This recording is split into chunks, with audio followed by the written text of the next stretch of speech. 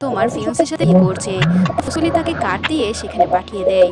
এরপর আমাদের গল্পের হিরো জ্যাংকে দেখানো হয়, যার সাথে রুয়ানের স্টেপ সিস্টার জিজির বিয়ে হবে, কিন্তু সেখানে আমাদের হিরোইন সোয়াক্সে এন্ট্রি মারে। সে এই বিয়ে বন্ধ করতে বলে।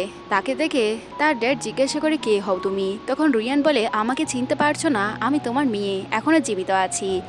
আমি আমার সবকিছু ফিরে নিতে এসেছি। তো এখানে তার ড্যাড তাকে না চেনার ভান ধরে, আর রুয়ান বলে, আমি আজকের এখানকার বউ হব।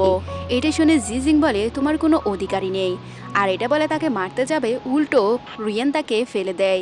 আর এটা দেখে বেচারি অনেকটা কষ্ট পায়। এদিকে আমরা জ্যাং এর ড্যাডকে দেখতে পাই, যে রুয়ানকে দেখে খুশি হয়ে যায় আর তার সাথে বিয়ে ফাইনালও করে দেয়।